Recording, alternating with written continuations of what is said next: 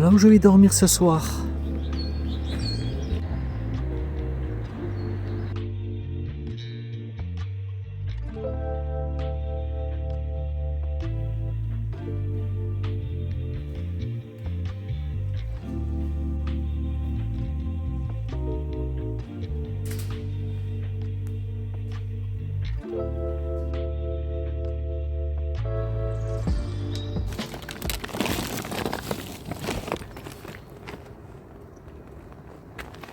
Dimanche 14h, je suis arrivé au Puy-en-Velay. Qui dit Puy-en-Velay, vous doutez bien de ce que je vais faire maintenant. Le GR65. Allez, je vous explique tout ça. Pour l'instant, je vais prendre possession de ma chambre parce que je vais dormir au grand séminaire. Je vous montre ça. Bon, là, je suis en mode touriste. Je vais laisser ma voiture ici, il y a un parking privé. Je vous expliquerai un petit peu les modalités là.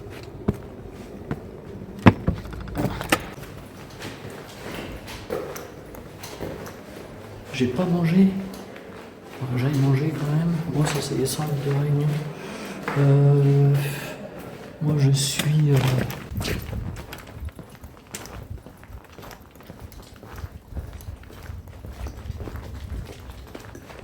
voilà un peu comme ça se présente, tu vois.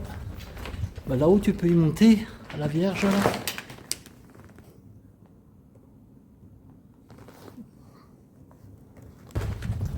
Bon, ma voiture va être sécurisée. C'est ça qui est bien. Alors attends. Je peux mettre ici, accès aux chambres. Accès aux chambres.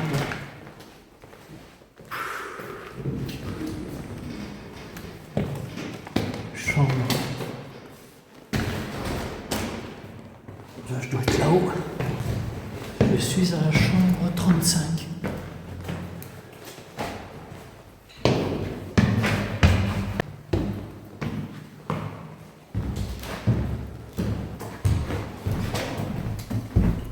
Alors.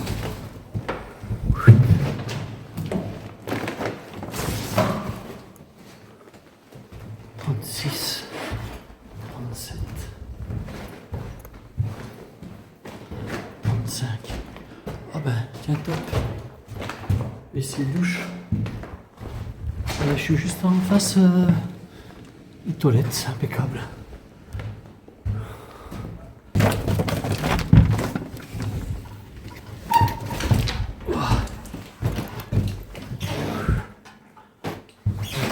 Et voilà les appartements. Bon, il y a 2 lits, mais je vais être seul.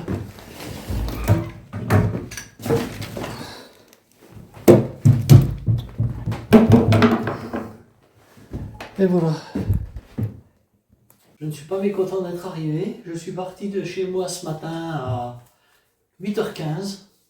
Et j'ai mis 5 heures pour arriver ici, au Puy-en-Velay, en m'arrêtant 5 minutes. Donc j'ai trouvé cet hébergement-là, au grand séminaire. La chambre coûte, avec le petit déjeuner, 29,20 €. Le repas, 16 €. Le repas du soir. Et par contre, il y a un parking sécurisé. Et le parking sécurisé, ça coûte 4 € par jour. Alors c'est sûr que si je vais jusqu'à Saint-Jean-Pied-de-Port, 4 x 3, 12, ça va me faire 120 € de parking. Mais en même temps, c'est sécurisé. Le portail en bas et au-dessus sont fermés à partir de 15h30 là. Donc c'est quand même bien. J'ai un code pour rentrer et pour sortir de part et d'autre du grand séminaire. Je suis tout près de la cathédrale. Donc tout près du chemin pour partir demain matin. Il va falloir que je laisse mes clés demain matin à l'accueil. Mais c'est pas avant 8h. Donc je ne peux pas partir avant 8h. Je laisse les clés dans une enveloppe. Ensuite, j'ai pris ma crédentiale. La crédentiale coûte 6 €. Alors moi qui suis contre la crédentiale habituellement, j'ai pas envie de me prendre la tête, là, surtout que bon, la période quand même est incertaine. Avec la flotte qu'on peut avoir, je vais être amené certainement à coucher dans des gîtes lorsqu'ils seront ouverts, parce que la personne à l'accueil m'a dit tous les gîtes sont loin d'être ouverts. Bon, ben ça, je le savais au départ, mais par contre, moi, ce que je regarde surtout, c'est que je ne vais pas être sur l'autoroute des pèlerins. Parce qu'à partir d'avril, hein, ça commence à mi-avril, mai, c'est infernal, juin jusqu'en septembre, il y a du monde partout, quoi. Moi, c'est pas ce que je recherche la tranquillité et la solitude, malgré tout. Donc je suis content d'avoir trouvé ça. Là maintenant tout de suite je vais rester en civil un peu. Demain matin, même ce soir, je remettrai mes vêtements civils dans mon sac que je mettrai dans le coffre de la voiture. J'irai mettre ma voiture dans un parking qui se trouve plus haut, parce qu'on ne peut pas rester vers le parking là. Et puis je vais descendre en ville, j'ai toujours pas mangé, j'ai faim. Et je vais aller grignoter quelque chose au Puy-en-Velay, puis me balader un petit peu. Et puis je vais rentrer ce soir pour le repas, ou peut-être même pas, ça se trouve, je prendrai un petit truc en bas aussi. Et pour être prêt pour demain matin. Demain matin, il y a la messe des pèlerins à la cathédrale à 7h30. Donc de toute façon, j'irai à la messe des pèlerins, et puis je partirai, je redonnerai mes clés à l'accueil ensuite, et je partirai après. Pour la première étape, alors je vous l'ai dit, je ne sais pas combien de temps je pars, je ne sais pas combien de kilomètres je vais faire. L'année dernière, je ne sais pas si vous vous rappelez, je suis parti de la maison pour venir ici au Puy-en-Velay. Donc j'ai fait 600 km, je sortais d'une entorse, les 3 premiers jours j'avais mal un peu la cheville, et après ça s'est bien passé, mais je ne m'étais pas mis de pression, je m'étais dit je pars, et je fais le nombre d'étapes que je pourrais. Et puis finalement, j'ai réussi à venir jusqu'au Puy-en-Velay. Eh bien, j'ai la même démarche aujourd'hui, je ne suis pas blessé, mais je me dis juste que voilà, je pars sur le chemin. Combien de temps je vais y rester, j'en sais rien. Peut-être que j'irai jusqu'à Saint-Jean-Pied-de-Port, ça va me faire 750 km. Alors, j'ai fait ce chemin il y a 25 ans.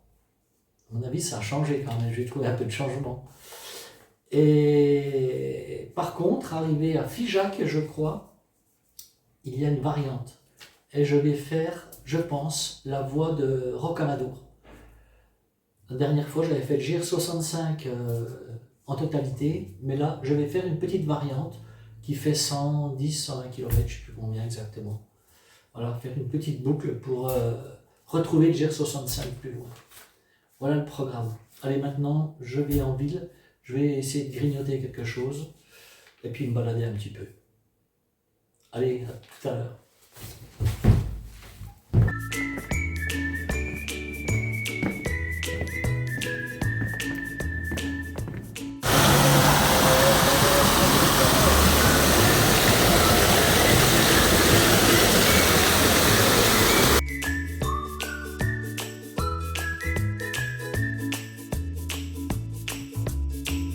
Je viens d'aller faire un petit tour au puits, me balader. Il est bientôt 17h. Et là, je viens de ramener ma voiture au parking. Puisque là-bas, vers le grand séminaire, on n'a pas le droit de se garer. Alors mon petit tour au Puy-en-Velay a été vite fait. Déjà, hein, quand tu es à la cathédrale, il faut descendre jusqu'en bas et après il faut remonter. Moi, c'est encore pas ça le plus méchant. Mais bon, j'avais pas tellement envie de me balader, j'étais un peu crevé. Le voyage, certainement, hein, comme je vous ai dit, j'ai mis 5 heures par la route, en m'arrêtant 5 minutes.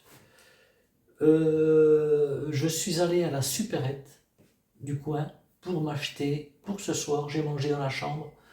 Je me suis acheté un bon cassoulet. Ah, j'adore ça, le cassoulet. J'allais pas le porter demain. Voilà, un cassoulet, des gâteaux, bref, ce qu'il me fallait.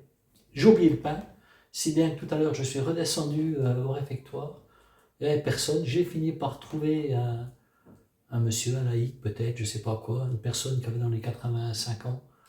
Je lui ai expliqué mon problème, je lui ai dit écoutez, je suis allé faire 4 courses et j'ai oublié de prendre du pain. Elle me dit venez avec moi, c'est pas grave, je vais vous trouver ça. Et il m'a donné du pain bien gentiment. Très gentil ce monsieur, contrairement à la dame, à la laïque là, qui s'occupe de la boutique, à cathédrale.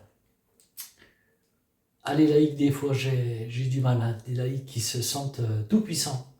Bref, alors je vous mettrai le numéro de téléphone du grand séminaire pour ceux que ça intéresse, ceux qui vont faire le chemin, qui vont arriver soit par le train et qui veulent démarrer le lendemain. Ça peut toujours être utile. Alors comment ça se passe si vous arrivez en voiture et que vous laissez votre voiture au grand séminaire, le temps que vous fassiez votre Stevenson ou votre chemin de Compostelle? À l'accueil, on vous donne une enveloppe. Je vais vous montrer juste après comment c'est foutu. On vous donne une enveloppe, vous remplissez votre nom, prénom, etc.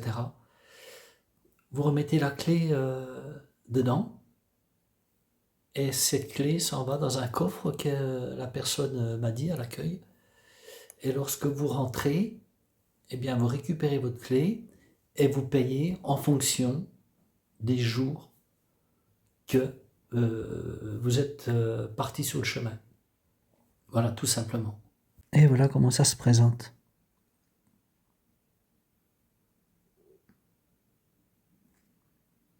Date de retour approximative. Hein. En fait, la date de retour approximative, c'est sûr, vous n'allez pas pouvoir dire au jour près quand est-ce que vous allez rentrer. À moins que toutes vos étapes soient bien programmées, ce qui n'est pas mon cas. Mais ça, c'est surtout, si vous dites que vous partez une semaine, au bout d'une semaine, ils vont commencer à s'inquiéter si jamais votre voiture est toujours sur le parking. Donc, n'hésitez pas à mettre plus large que prévu, parce que vous ne paierez pas plus, en fait. Vous paierez au nombre de jours réels que vous êtes resté sur le parking. Je voulais juste vous dire que ce chemin de Compostelle, en fait, c'est pas là que je devais me rendre. Je vais regarder la météo, je devais partir sur Marseille. Je devais aller à Notre-Dame de Hautecombe, pas très loin sur les hauteurs de Marseille, une trentaine, peut-être 40 kilomètres. Et je devais rentrer tous les soirs et randonner sur une semaine en étoile. Malheureusement, j'ai téléphoné, c'est les vacances, et il n'y avait pas de place disponible. Donc j'ai changé mon fusil d'épaule et je suis venu faire le GR65, mais ça s'est décidé hier, très rapidement. Alors, ce GR65, je vous l'ai dit, je l'aborde d'une façon vraiment détendue, sans pression aucune. Et une fois encore, je ne sais pas si j'irai au bout, mais c'est pas important. Comme on dit, c'est pas le but qui est important, c'est le chemin. Peut-être que dans 3 jours, je serai rentré, je ne sais pas. Ou alors dans un mois. Franchement, je suis très content de retrouver le GR65. Alors, la difficulté en cette saison, comme vous le savez, avec la météo, vous avez vu la météo qu'on a eue dans toute la France. C'est un petit peu compliqué partout, des régions plus que d'autres. Et quand tu randonnes, eh bien, il faut se laver le soir. Et là, ça va être un peu compliqué, je pense. Alors, il faut se laver. Se laver, ça va pas être trop compliqué parce que je vais trouver de l'eau. Mais ce qui va être compliqué, c'est de laver les vêtements et les faire sécher, surtout s'il ne fait pas beau. Donc, je croise les doigts pour avoir quand même un petit peu de soleil pour réussir à faire sécher mes vêtements. Sinon, tant pis. Hein. Je porterai mes vêtements plusieurs jours, qu'est-ce que tu veux que je te dise, et puis je les laverai dans les gîtes quand j'irai en gîte, quand j'en trouverai. Voilà, je me réjouis de traverser l'Aubrac. J'avais eu un souvenir, j'ai un souvenir de l'Aubrac qui est quand même fantastique. Allez, assez discuté. Demain, réveil 6h, petit déjeuner, et ensuite messe des pèlerins. Le temps que je remballe tout mon petit bordel là. Alors oui, je vous ai pas dit, j'ai un sac qui est lourd, oui. J'ai un sac qui doit faire dans les 15-16 kilos. Et c'est trop lourd. Comme me l'a fait remarquer la personne qui était à la boutique de la cathédrale. Oh, votre sac est trop lourd. mais bon, j'avais envie de dire, je me suis retenu parce que, bref, je voulais dire quelque chose de pas très gentil, mais je l'ai pas fait. Je l'ai pas fait. Je lui dis, écoutez, j'ai l'habitude de marcher, c'est pas un souci. Par contre, elle, c'est certain qu'elle peut pas porter trop lourd, et je pense pas qu'elle soit en autonomie, etc. Ça me fait toujours rire, ces gens qui te donnent des conseils, mais qui n'ont jamais fait aucun chemin, ou qui ont fait le chemin dans des conditions, euh, pas dans les conditions dans lesquelles on peut le faire tous. Les gens souvent d'itinérance, ça je parle. Bien sûr, hein, j'ai encore une bâche. Je remercie mon copain Fred qui m'a donné une bâche. Elle est derrière mon sac là. Je vais pouvoir la mettre sous ma tente si je dors en tente. Mais vous savez que l'objectif, c'est pas de dormir en tente, c'est toujours de dormir dans des abris. Je ne sais pas ce que je vais trouver. Je me rappelle plus du GR65, honnêtement. J'en ai aucun souvenir. 25 ans après, mis à part que l'Aubrac c'était beau, et le Béarn, le Pays Basque. Qu'est-ce que je voulais vous dire avant de terminer? Je sais plus, j'ai la tête un peu vide, je suis un peu fatigué, vous voyez. Donc allez, c'est bon, j'arrête la vidéo de ce soir. Et puis je vous dis, ben, à demain sur le chemin. Allez, ciao, bye bye, salut.